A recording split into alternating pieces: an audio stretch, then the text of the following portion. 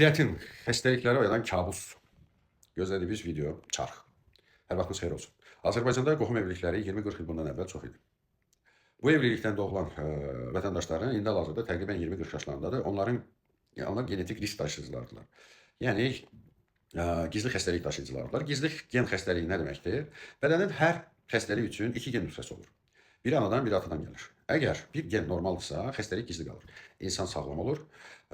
Bu geni tetikləyən amilə qədər və bizim bu geni tetikləyən amilimiz kreatindir. Amma hər iki valideyn xəstəlik daşıyıcı olan resessiv gen gəlirsə hər iki valideyndən, uşaqda xəstəlik ortaya çıxır. Belə gizli genetik risklər qohum evliliyi səbəbindən ölkədə yüksək faiz dərəcəsində olduğundan dövlət son dövrdə qohum evliliyinə qadağa qoymuşdur. Təxminən əhalimizin 45-50% bu tipli müxtəlif genetik, metabolik və autoimmun xəstəliklərin daşıyıcısıdır. Bundan əlavə əhalinin təqribən 80%-də D vitamini çatışmamazlığı var. Bunlar arasında əlaqə nədir? O haqda geniş məlumat verəcəm. Və bu səbəbdən də ilkin D vitamini haqqında paylaşımım zəruri idi ki, insanlar ilk D vitamininin hansı fəsadları var onu anlasınlar və zəncirvari ardıcıllıqla digər mövzular haqqında məlumat verim. İndi keçirik kreatinə. Kreatin bədənin partlayış gücü üçün enerji bombasıdır. Amin turşularından sintez olunur və əzələlərdə fosfor kreatin şəklində toplanır, ATF-in qısa müddətli bərpasını təmin edir. Qəbul zamanı əzələlərdə fosfor kreatin artır, enerji bərpası sürətlənir, əzələ hüceyrələrinə su daxil olur, anabolik siqnallar aktivləşir. İnsan daha partlayışlı güc hiss edir və bərpa sürətlənir. Bu mexanizm yalnız və yalnız D vitamini və elektrolit balansı normal olduqda işləyir. Yəni kreatin bu şərtlər daxilində öz fəaliyyətini doğru şəkildə yerinə yetirir və faydalıdır. Amma D vitamini sadə vitamin deyil, hormon kimi fəaliyyət göstərir və bədənin enerji, hormon və immun sistemini tənzimləyir. Hətta genlərin 5-10%-nə birbaşa təsir edir. T hüceyrələrini aktivləşdirir, stakin balansını qoruyur, testosteron, tiroid və serotonin sintezini tənzimləyir. D vitamininin çatışmamazlığı zamanı hüceyrələrdə enerji azlığı yaranır. Kortizol, yəni stres hormonu yüksəlir, iltihabi stakinlər artır, immunitet öz hüceyrələrini düşmən kimi tanımaya başlayır. Və belə bir şəraitsiz durumda sənin D vitamininin əskikdirsə, üstünə gəl kreatin, enerji bombası, üstünə gəl ağır məşq edilirsə, bayaqları sadaladığım xəstəliklər, genetik xəstəliklər, metabolik xəstəliklər, məsələn, yağ turşusu oksidləşmə defektləri, obez, B12 və D vitamininin metabolizm pozğunluqları, tip 1 diabet, autoimmun xəstəliklərdən Hashimoto, reumatoid artrit, psoriaz, sarkoidoz, autoimmun hepatit, sinir sistemi xəstəlikləri, immun sistemi xəstəlikləri avtomatik olaraq enerji bombası olan kreatin tərəfindən aktivləşdirilmiş hala gəlir.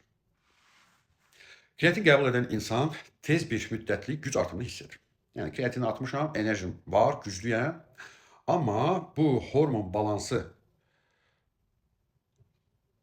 düzəldilmədən, yəni D vitamini səviyyəsi düzəldilmədən sadəcə psixoloji güc səni aldadır və sən çox ağır çəkilər altına girirsən, ATF dövranı pozulur, enerji çatışmamazlığı yaranır, mikro zədələnmələrin əmələ gəlməsi, xroniki əzələ ağrısı, zəif güc, arterial təzyiq yüksəlir, aritmiya riski artır, böyrək yükü artır, yuxu pozğunluğu, yorğunluq, motivasiya azalması, kortizol yüksəlməsi, sinir sisteminin tükənməsi ilə baş verən bir hal meydana gəlir.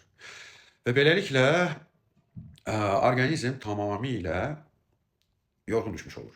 Eyni zamanda qohum evliliyi səbəbindən genetik risk daşıyıcıların həmin xəstəlikləri tətikləmiş olur. Və misal çəkirəm Hashimoto xəstəliyi. Bu xəstəlik 20 yaşından 50 yaşına qədər meydana çıxma bir sürəsi var.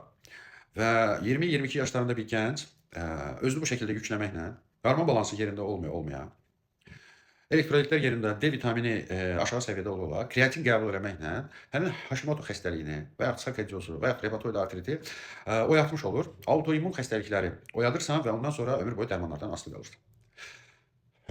Mənim videolarımda əksəriyyətin məndən tələb elədiyi mənbə göstərmək kimi bir nüans var. Əziz yoldaşlar, mənbə dediyiniz bu Amerika və Avropada ki, donuzların, siçanların, nə bilim, insanların üzərində aparılmış təcrübələrdir.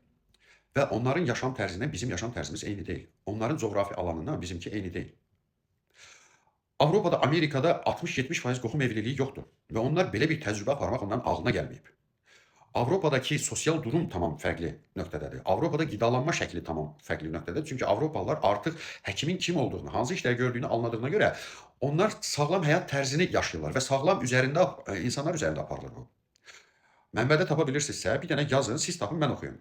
D vitamini əskik olduğu halda kreatin verilərsə, bununla bağlı bir təcrübə tapın, bir mənbə tapın, mən də oxuyum. Yəni başa düşməlisiniz ki, biz milli mənəvi dəyərlərimiz, qida rasionumuz tamamilə fərqlidir və böyük markalar bu tipli reklam PR-ları hazırlayırlar və özlərini marketinq məhsullarını gözəl tərəfindən təqdim edərək cəmiyyətə satmaq niyyətindədirlər və bu onlarda alınır. Kreatin ümumiyyətlə götürdükdə çox gözəl məhsuldur. Amma